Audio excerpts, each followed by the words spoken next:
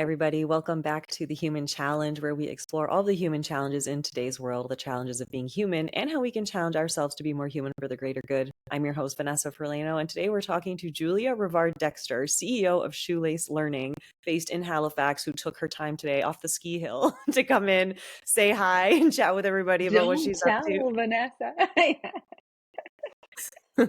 You're spilling my secret. I'm super happy to have you here. Thank you so much. Very grateful for your presence. Love the work that you do. Also love your story. And so I would love for you to maybe start off by telling us a little bit about your journey, because you also grew up in Northern Ontario, just like I did. I So love did. that Yeah. connection. Yeah, And then how that ended up leading to what you do now with Shoelace Learning. for sure. Geez, it's a windy road. Yes, grew up in North Bay, not far from you, and I grew up as an athlete. I was a big swimmer as a kid. I loved athletics, mainly because I wasn't good at school, so it was kind of a place where I could excel. And I always had a dream from a very young age of being an Olympic athlete. I don't think the pathway was super clear because there weren't a lot of Olympic athletes around me, but I just wanted that so badly as a young kid. I think the closest thing to it was Alex Bowman in Sudbury at the time, and so he was a big Canadian icon for me. And yeah, so I swam for years until in high school I was in a ski accident actually, and I broke my back, and that took me out of swimming and really took away my shot to make it to the games. But I still had this desire to do something really, really great. And luckily, I found the sport of canoe a couple of years later and trained for 4 years and made the Olympic Games in Australia. And that it was such an amazing opportunity for me because it gave me this sense that being the best in the world at something is so possible. It's right there with some good luck and some hard work. And it's been something I've been able to transfer into other parts of my life, which has been awesome. So after the Olympics in Australia, retired and couldn't find a job because sports sometimes isn't seen as a work experience. So I just started working on my own. I started just selling my own wares as a graphic designer. Eventually built a technology company around that and grew that to be quite a successful technology company. Um, and then fast forward a few years, I had three young kids at the time, and one of my kids was really struggling with reading.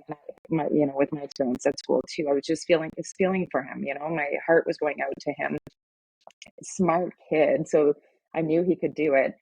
And I thought maybe I can apply my background in technology and building engaging applications to try to help him and kids like him improve his reading. And so that's what got me into it. I spent, several months shadowing teachers in the classroom, really trying to understand what the problem was. And I made some really, really cool learnings during that time that I applied to what we have now, which is Shoelace Learning. So that's kind of a very brief, very abbreviated story. No, thank you so much for sharing. I love a lot of those themes that you're talking about. We had on the show previously, I don't know if you know Miranda Aim. She was on the Team Canada for basketball. Yeah. And she came on and talked a lot about the journey of being an Olympic Yeah. athlete. It was like you go through, you work so hard, and then afterwards, your Olympic lifespan is so short that the realities of finding work after, she talked a lot about that. And so I'm always really grateful to hold space for that conversation, because I don't think that we as a general public understand that reality for athletes, that it is, that lifespan is so short, and to come out afterwards, to have to create your own opportunities in the way that you did, in the way that she's done. I think it's a very important, thing to be known. And so yeah, I'm really, really, really appreciative of that perspective a lot. Yeah, it's you create such an identity as an athlete. Like that is so much your identity. You've done it since you were, a young kid, and oftentimes you don't know much more. So it can be really scary to take that leap of faith and try something new. I think the other hard part about it is you really kind of have to start from the bottom again, right? It's not like you're transitioning into something at the same level. I've always thought about it as like a mountain. You're climbing a mountain and finally you get to the top, and then you have to start all the way over again. But that experience is also really helpful because it just kind of tells you early on that you can reinvent yourself. Like it's really important, I think, as a human to know that you can start over and reinvent yourself, and sometimes you have to. So it's a good lesson to learn when you're young, if you can. But I know a lot of athletes struggle with that transition. It can be really tough. Yeah. I love that so much, that it's reinventing yourself. And I think, Right. for myself, when I think of my life and my journey, I feel like you're just consistently doing that, like regardless of whatever aspect of life you're in. You're just kind of always reinventing some part of yourself. There's always something you're kind of healing, and then you just Yeah. kind of keep becoming this new version of yourself all the time. And so I absolutely love that Yeah. message so much. Yeah, it's been a nice it's been a nice thing to learn kind of early on, because I shouldn't say you start at the bottom of the mountain again, because you can take a lot of what you've learned and apply it to your new journey. And I think that reinvention piece is really important, because especially so I'm in entrepreneurship, I'm in technology and innovation, and failure rates are super high. And you're constantly right on the edge of that. And this idea that, well, you're always, everything you're doing is going to be taken to be, to propel you into something else. Like, it's never a full loss what you're working on. It's always going to be used to help you take on the next challenge. And that's just it's a calming mindset, because it takes away this need to achieve all the time and always be moving up. Like, it's okay to have those cycles of learning and relearning. I think I heard recently this idea of happiness being, instead of like trying to reach a state of happiness, this sense of you're always kind of moving in and out of it, and it's never a state to reach. And I really like that idea, how that applies. It's cool. Absolutely. Yeah, I'm a certified mindfulness meditation guide, and my specific training was around trauma-informed practices and social justice. But, when you think of like the Buddha practices, it's like happiness is not really a thing. It's like, what is the human experience? And it's this flow state, right? It's kind of this flow Yeah, state of all these things, and that idea of transformation. So, yeah, I think those are very, yeah, very strong messages. And I love this message of learning, unlearning, relearning. I mean, that is the truth of the human experience, regardless of industry you're in, regardless of who you are, how you yeah, identify. It's just like that is literally the human experience. And so I love that. yeah, And I love that here. I love that, especially with what you do with your company, because, you're based around, I know you were talking about like human generated content, how it informs language models. right. And so like it's a very like human centered approach, right? And so I'm curious, if you want to share a little bit more about that, like some of the things that you're working on, and why you've taken this particular approach to like content development. You talked about your son, to learning, Sure. why this was the approach you took with your organization. Yeah, well, I mentioned, shadowing teachers in the classroom, and that was just such a critical time for me. I'd spend every day for about 3 months in the classroom watching teachers teach, and I was really trying to find kind of the key to what would help kids improve their literacy. I was focused on reading, on literacy. But what I learned was, it was kind of unexpected. I really learned that teachers were struggling with behavior management more than anything in the classroom. Like, kids were just checked out. They weren't interested in the content.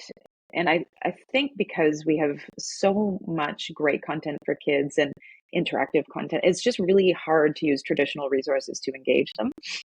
So that was my first piece. I was like, okay, well, we have to create something that's going to be engaging, because if they don't check in, everything else is a loss. And then the other piece was about personalization of content. Like, kids were all over the map in terms of their skills. So how could we use technology to really personalize the content for them, so that they could have their own learning pathway and really support teachers? And I gained so much respect for teachers through this process. Their jobs are so hard. And so that's the way we started. Built Shoelace. We launched Shoelace Learning in 2020. And the focus was not on the learning to read piece. That piece is totally separate. It's very, very skills based. We focus on comprehension. Comprehension's interesting to me, because there's over 100 sub skills to be strong with comprehension. Everything from basic skills up to synthesizing, predicting, and I think right now the latest numbers that I saw from last year's, there's in the U.S. kids do a test across the country. Everyone does it, and I think it was 60% of kids were reading below basic by grade 8. It's just a major, major problem. And if kids can't comprehend, they can't do the jobs that we need them to do today. So I got really excited about trying to find ways to help teachers get kids to master their sub-comprehension skills and become strong at being able to understand, think critically, think creatively. And so, yeah, so that's been the journey with Shoelace. What's been interesting along the way is I've realized that a lot of education is built to just teach the skills to kids, but skills are kind of just the baseline. After skills, you have to get kids to build the muscles of empathy, to understand there are other perspectives than their own. And I think with technology right now, we're really in a kind of dangerous space because we're reinforcing what we like with technology. And so we're going down more and more narrow pathways. And I think between K to 12, we have kids as like a captive audience. And it's our job in education to broaden their thinking, to give them multiple perspectives so that they can learn, yeah, I have a perspective and it's important, but there's these other perspectives that are also important and they can inform how I think. And I think if we do this, we have a really great opportunity to enable this generation of learners to really change the world because they have such an open mind to new possibilities. I do think we're right on the edge of going either way, though. Like I think with technology, we could really narrow thinking, and we are narrowing thinking. So at Shoelace, what I'm trying to do is we're trying to build a platform that not only teaches kids reading and comprehension, but it also broadens their thinking, gives them the ability to see otherness, to appreciate otherness, and to understand how that can inform their thinking in the world. I really appreciate that the mindfulness in the approach that you're taking, and especially in conjunction with what like you said, what we're seeing with tech now. It is very narrow-minded. I don't know if you follow a lot of for example, when we look at in women's wellness, women's sexual wellness, the ad censorship that they get from tech companies, like they're not, an Yeah. ad that has endometriosis is not allowed is like literally banned, is not allowed. It's like considered against the ad policies. And it's true. It comes from that narrow-mindedness approach Mm-hmm. of technology. And so I think it's extremely important, and especially with children, to be offering that to children, right? To be teaching them that, like you said, there's more than just the skills-based piece. Like, how do we kind of think critically? How do we think outside the box? And so I appreciate that level of mindfulness with technology and what you're developing, because it is everywhere and it is very harmful what we're seeing. And I agree with that. I've spent 10 years in tech myself. I've seen tons of different technologies under the sun. I've done diligence on over hundreds of technologies. And at a certain point, it's like the tech itself. It's not even like the tech is the risk. It's like we're the risk because we're the ones using the technology and we're not teaching it properly, right?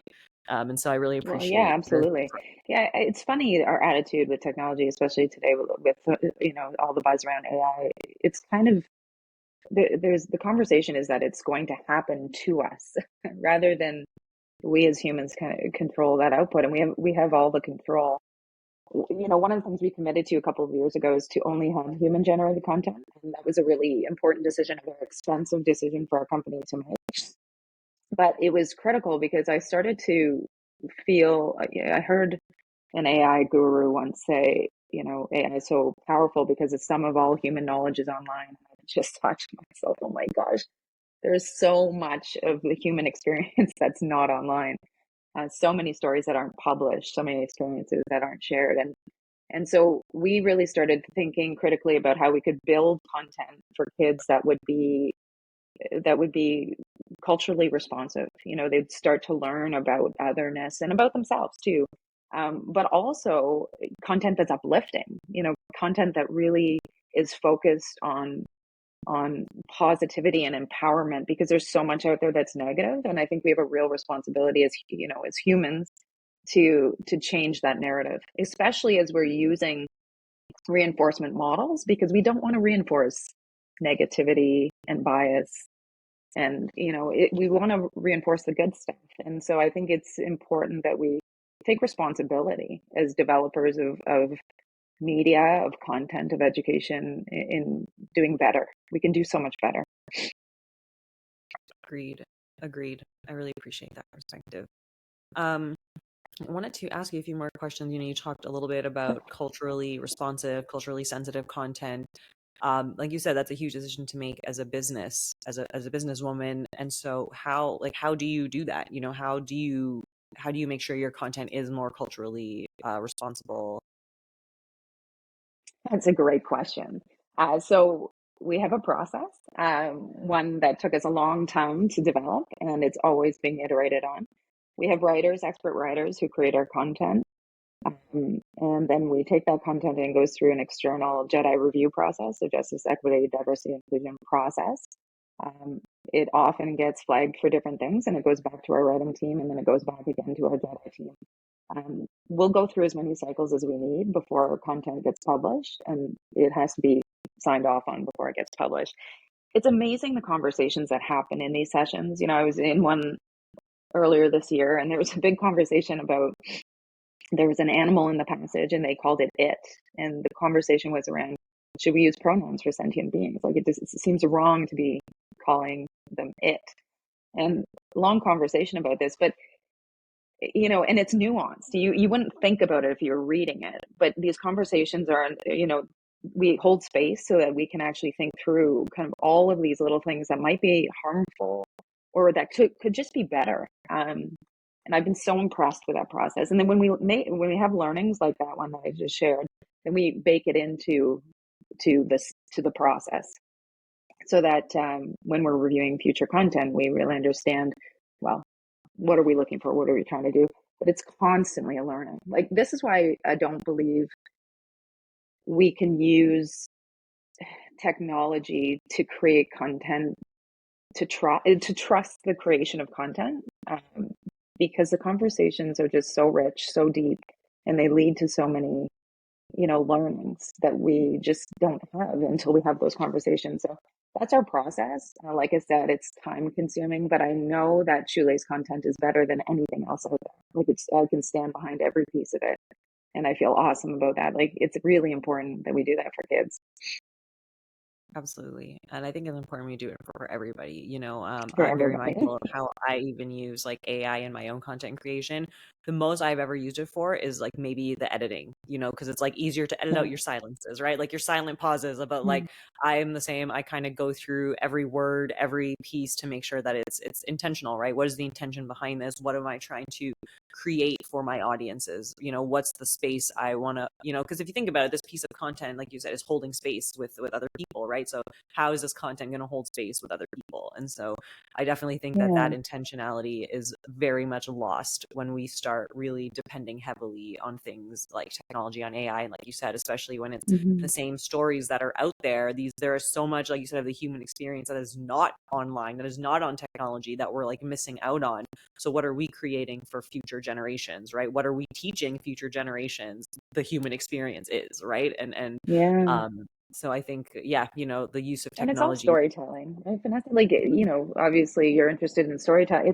It's all about the stories we create. And one of the other things that we do that I love is we do storytelling workshops. So we go into communities with individuals who have voices that may not have been published traditionally, at least not at the same level as our current, you know, current voices that are published. And that's so amazing. We've worked with kids to create stories, and they've just made like just the most beautiful stories that we publish, and the nuance of it. You know, I remember a little girl saying that she read a story where the little girl was running down the street and she could hear the beads click clacking in her hair, and she could hear it. You know, it was the nuance of being able to hear it that was so important to her, and that's culturally inclusive. Like, I think people get scared of the idea of inclusive content especially in the States right now. We're seeing a lot of book banning, we're seeing a lot of curriculum banning, which is very, very problematic. And it's not scary. It's very, you know, it's very benign. Often culturally inclusive content is just about giving people that opportunity to really see themselves. The idea of windows and mirrors, right? You see yourself reflected, but then you're learning about the lives of others' lives. It's just so important. Anyway, so we're just taking a little piece of that and trying to do our part. And it's a special project, and I call it my cathedral. I don't know if I'll see the end of it. I feel like we're just kind of scratching the surface right now. That's really funny. I love that. No, I really appreciate that. And I thank you for sharing all of that, because, yeah, all of that, it is, I think if we all sort of took that knowledge, like, what's my part in this? How can I, you know, what am I contributing?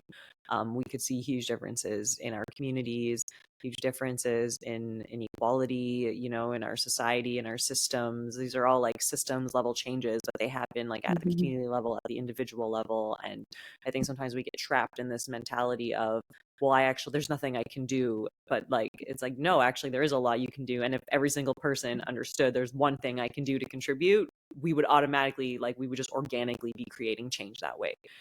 But it is difficult. Absolutely. Yeah, like when we started this, I started this to help my son. So just one kid. And now we've reached over, I think the latest numbers were over 7 million kids around the Wow. world with Shoelace. And it's just incredible how far you can go, just one foot in front of the other. You just keep marching forward. Absolutely. That's fantastic reach. And that's in 2 years, 4 years, right? Because you said We you launched started. in 4 years. We launched in 2020. Yeah. Yeah. Wow. That's amazing. Congratulations. How big is your team? Small team. It's a team of 18.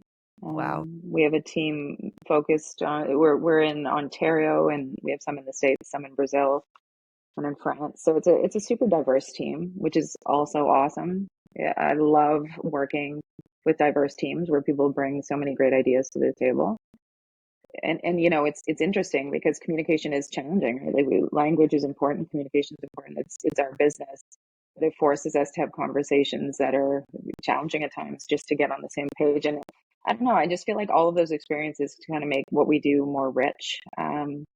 Yeah, it's been so much fun.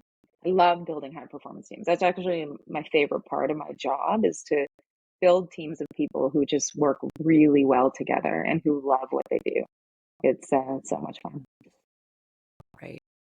Um, I am curious because we've chatted a little bit about, media and the role of technology. And so especially because, this is International Women's Month, and Yeah. I'm curious about some perspectives around, because you mentioned, like, for yourself, right? Like, you enjoy building teams. It's one of the most like inspiring Hmm. parts of your job. Like, to me, that sounds like, around like talking about like women empowerment, right? Like, you feel empowered in your role when you get to like do that. But then we're sort of in this space where this is what makes me feel empowered. And then I'm also in the media space where I'm seeing this projection of what women empowerment is. And so I'm Hmm. curious. Yeah, I guess it's a very open-ended question, but I'm very curious what your perspectives are, because I think for myself, when I see women empowerment portrayed in media, it is so hard.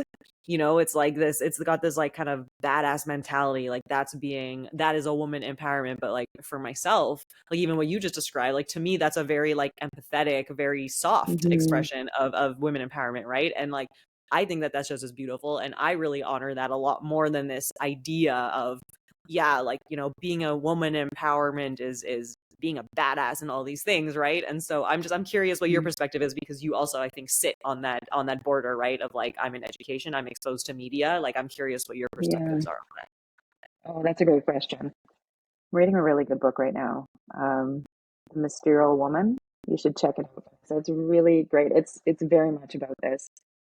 I don't, it doesn't, the badass, hard, kick-ass woman, that doesn't resonate with me. It's always been a softer touch for me. Even when I was an athlete, I was competitive with myself, not with others. It wasn't important. I was never focused on winning. I was focused on kind of doing as well as I could. I really think that this is a moment in time in the world where we need more feminine energy. Like I think this isn't about women. This is about a more feminine approach to things. And I really think that this is important in today's world where we have so many issues that need to be addressed. And I think that as women are kind of coming into their own in leadership positions, and they have for years now, but we've been so programmed in a kind of in a masculine, like, you got to compete, you got to win society, that we've all been swimming in that water, right? So we all have that in us. But as we start to experience leadership and opportunities to make change with a more feminine energy, I really think that we start to see that there's huge value in this, huge value. And I think that as we all start making that change, like as a society, I think it will change our outcomes for the environment, our outcomes for education, our outcomes in everything that we do. And I think it's critical. Like, I think that this is a time in history where we really have to make this change to a more empathetic approach. um, to a thoughtful approach to things, to maybe a little bit of a quieter approach, you know. Yeah, I think it's such a good question. And I think that we should have this conversation more. But I'm going to send you that link. I'm going to send you that book. I think you'd Yeah, really like it. please do. It's something that I feel that I've kind of been going through myself as well. Like even there are moments where I'll have these moments where it's like there's this like intense response to something and I have to actually stop and I'm like, why am I so upset by this? You know what I mean? And it's like, Yeah, but it's just this like condition, like you said, this like overpowerment of that like masculine dominant energy. And it's not like it's that you don't need it, right? But it's that balance of both of these energies. And so I've personally been yeah, feeling myself in my own journey where it's like this state of balancing both of these energies. Cause it's like, yeah, like, and it is, and I feel for myself in my reflections, I think a lot of it has come from what we're exposed to in the media, this idea of what does it mean to be like women empowerment, how that's portrayed in media, how it's portrayed in the news, how it's portrayed in movies. And it's almost yeah. exhausting. It's like I'm tired of that. It It's like is. that's not me, that's not who I am. Stop trying to tell me who I'm supposed to be. Like, because to your point, it also never resonated with me. I'm like, that's not actually who I am, but it's who I've been told to be. And so we Yeah, have all this like conflicting energy all the time, and it's so exhausting because it's like I'm just trying to like do my thing here. yeah, yeah. No, I've had moments where I've said to myself, I don't think I was built for this world. Like, Yeah. I don't think I was built for this world. And it's true. I don't think I was built for the systems that we have today. You know, capitalism at all costs. You know, it's not who I am. And I've often thought, can I even be an entrepreneur? Because I'm not that person, right? And it's challenging. It's challenging to try to succeed in a world that's built, yeah, for somebody who's not motivated by those things. But we're starting to make change, and I think that as a society, we can start to make change that's going to really dramatically impact all of us in a really positive way. But it's hard when you think the world hasn't been built for you. It's really hard to get through that. So it's nice to have these conversations, though, because I know there's a lot of women thinking this way. Like almost every woman I've talked to in leadership has felt this way. So it's a really good, I don't know, let's keep talking about it. No, Let's have another absolutely. chat just about this. We'll both read the book and then we'll come back on. Start a book club. Yeah. Yeah. No. I hear, I 100%. And, and I think it's really interesting when I, even as viewers and I get feedback from people all the time. It's women and men who are both like saying this exact same thing, that it's like, yeah, Hmm. it is hard to exist in the way that this world is set up. And it is Hmm. very challenging. And I think it's like I think we are at a stage in society where we kind of, it's like we have this inherent understanding we need to do things differently, but I think that we feel we don't know how, right? We feel like we've not been equipped, which makes sense because of how the system is Hmm. built, right? So it's like that's where Totally. these conversations come really, really handy. And I think Yeah, just being able to create that space for the conversation, for the dialogue, I think it just creates that sense of safety, right? Like holding space for each other. absolutely. Yeah. And to be patient, these systems were built over a long period of time, hundreds of years. So we have to be patient and just realize that, again, just one foot in front of the other, right? We're all just doing our best every day. And yeah, it's a mindset that we all have to be a little bit patient and a little bit more empathetic and Yeah, kinder to one another for sure. But we absolutely. might not see the end of it, Vanessa, unless we have this life extending technology. But yeah, I think that the new generation coming up really inspires me in how they're approaching challenges, how they're looking at the world's problems. I really think that there's opportunity with young people coming up.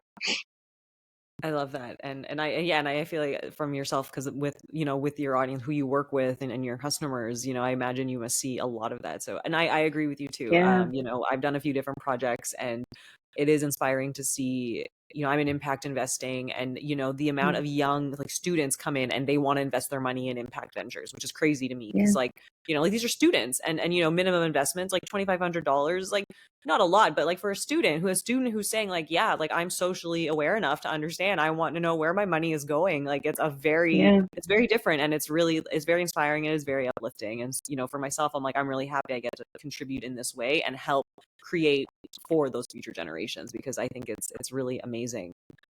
yeah. The other reflection I wanted to make is we're talking about like women and leadership, and I've really, as a woman, had to really understand the difference between being in my power versus being in power. And and I think Mm, those just how that even kind of resonated in the body, right? Like it mm, was a very interesting reflection that I had to make in my journey, and really understanding the difference between the two and what it meant and how to embody like the truth, right? Being in my power is way different than being in power. And one of those has a very truthful intention, and the other one is that like concocted, this is what you're taught, this is what you're supposed to be. And so I'm kind of yeah. curious, what comes up for you in those words, what comes up for you? Well, what you're saying about, feeling it in your body, how does it feel for you when you feel in your power, Vanessa? Like what's the Oh, feeling you get? it's like this warmth. It's like a warmth Yeah, feeling, and it's very like uh kind of flowy, like natural, yeah, like loose almost, you know what I mean? It's just like it's comforting, it's safe, it's just like yeah. it's like I'm just It's easy. exactly, like a nice Yeah. breath of fresh air, like like it feels nice, which is not a great word. Nice is not a great word, but it's simple. That's how it feels. It just feels Yeah. you know. It feels easy. It feels right. Really listening to your body. This is something that I got good at as an athlete. And it's something I've been working on again now in business because when I have that feeling, everything is going right. I can feel it in my throat. I can feel it in my jaw when I'm not approaching something the right way. There's a very, very strong physical reaction to that. And it's really important to listen to that, it's so important because that feeling of being loose, of feeling easy about something, it really is, it's a reflection on the fact that they're going well. But that this speaks a lot to that feminine energy again, right? Like if I want to feel like I'm in power, it feels tight. It feels, yeah, it's a very different feeling. So I love that question too. I think being in tune with your body is critical. And when you start to feel that tightness somewhere, it's really a time to reflect. Like what's going on that's just not right. If we can just give ourselves time to do that. Yeah.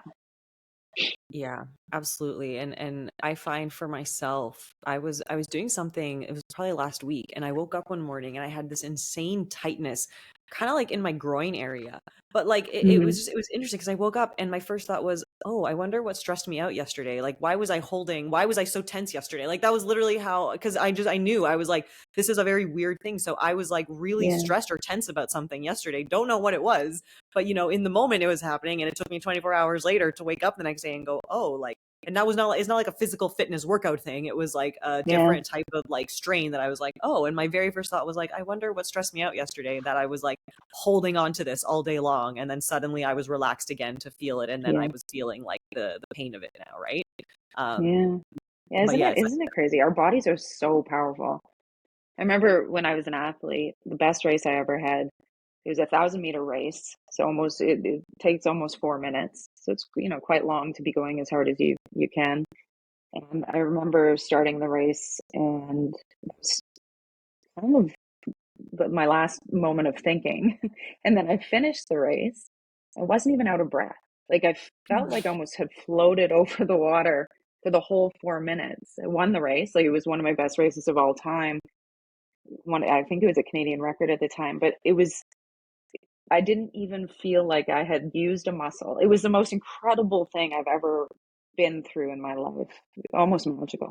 And so I've always wanted to try to recreate that in different parts of my life. I guess that's the true sense of flow.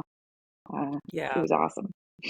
Oh, I love stories like that because it is magic. Literally, it's magic. It It like is. feels like magic, Yeah. and you're just like, but it's like beautiful because it's just you're present, right? Like you're fully present, Right. you're like fully connected. It is such a beautiful experience. And I Yeah. always considered, a lot of people think like mindfulness is meditation and all these things, and it is, but mindfulness is also that. It is that Yeah. flow state. Like you can be mindful in like a workout or whatever, because like it is about that flow Totally. state. It's like that connection between mind, body, soul, breath. Like, yeah, and it's just such a beautiful experience. You can experience that anywhere, and it's really wonderful.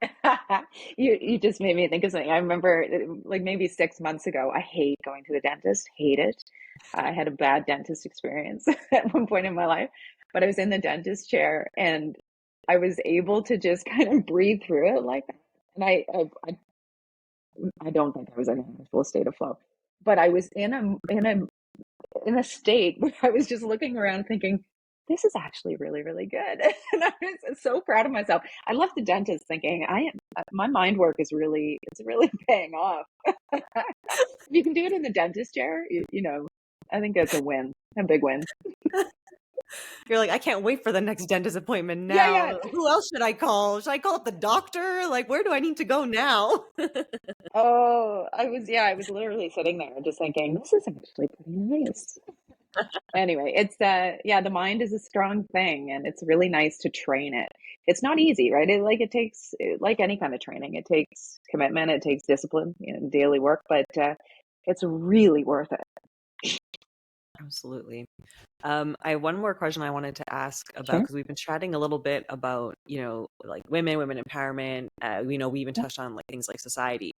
And I think for myself and my own journey of this like balancing out the masculine and feminine energies, one thing I've really had to process and process through the body and really have to sit with was shame. Shame, Mm, I learned how much space it took up in the body, and I had to I just had to really sit with it and kind of understand, like, where did this come from? Why is this here? And I guess I'm kind of curious. I think shame is very heavy. And I think especially when we deal with things like mm, not even just women empowerment, but like empowerment in general, when we talk about our, minoritized community members, mm, shame is such a force. It's very, very strong, and it has very negative repercussions for us individually, but also collectively. And so I'm curious, what's maybe your perspective or thoughts on the role of shame maybe in society, how it impacts women, etc. oh, that is a heavy question. It's a heavy question because I went through some real challenges with shame in my life. An experience in high school that led me to feel shame for a long time. I didn't I didn't even realize what it was doing to me until years and years later, where I was able to see how it was holding me back, because I took it on in different ways of just thinking that I wasn't good enough. Like there was a lot of I'm not good enough. It might have actually been part of what drove me to be an Olympic athlete, because that feeling of I'm not good enough, the positive outcome of that was that I worked harder and harder and harder, but you can only work so hard. You end up slamming yourself against a wall eventually and really struggling. And so, yeah, that whole I'm not good enough from shame piece is a very dangerous thing to live with for a long time. And shame's really hard to get through. Um, yeah, geez. Yeah, I don't know if I have a good answer for that, other than it's not something that you can just kind of ignore and pack away. It's really something that you have to process and understand why you're feeling that way and get to the bottom of it and either work on, you know, the issue that made you feel that way to begin with, or just again, just be kind to yourself and realize that we're all just human, but you got to get through it. Because feeling not good enough, it can almost kill you, I think. It's tough. Yeah. Yeah, I know for myself and my experiences, it was that, like, I was really noticing how, like, you have shame, but then how the ego wants to pop in and kind of like, will tell you any narrative so you don't have to feel it. But a lot of those narratives are also kind of unhealthy because it's like blaming other people, and so, like, it was a very interesting experience, like really having to like block out the world and really sitting with Yeah. that and really observing like the shame itself, but also, like, again, like the ego pops in and it's like, well, you don't deserve to be spoken to that way. Like, that's just your ego. And like, Right. thank you, ego. You want me to feel better. I appreciate that. But like, you need to chill because like, this is also not Yeah. helpful either. Right. And so, like, it was a very, very, it was just a very interesting experience, and to really have to sit with it and really observe how it all connects together. And yeah, like, these narratives will pop in and they try to tell you all these other things, and then you start acting on these things, but they're also not really truthful. and you're also still just running away from the shame, right? Like most Yeah. shame isn't really yours. And that's what I realized. I was like, when I started realizing this is not really mine, it's been like passed down to me from other people's stuff. But also, like, I think in society, we talked about media, like like I see Hmm. media and I'm like, it's just, I feel like, especially as women and like, again, our minoritized communities, there's just like this consistent message of shaming other people.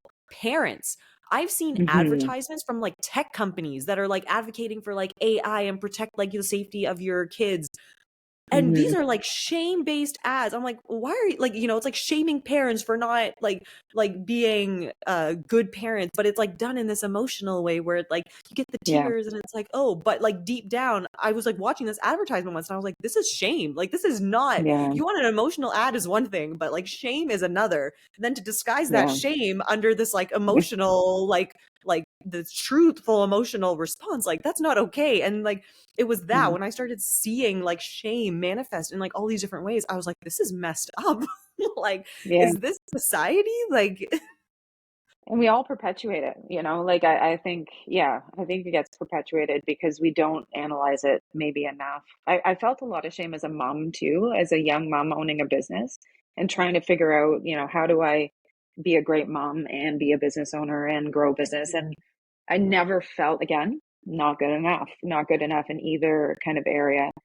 And it just pushed me to go harder, be a better mom, be a better business owner. And it was really, really tough. And I never knew if I was achieving. I think it just put me in a perpetual state of kind of like, am I enough? And it was a really beautiful moment a couple years ago. My son was at university, and my oldest probably suffered the most because I was most busy when he was kind of coming up. I'd be traveling a lot. I'd be away every month for 1 to 2 weeks. So I was gone, not even there in his life a lot, which was hard.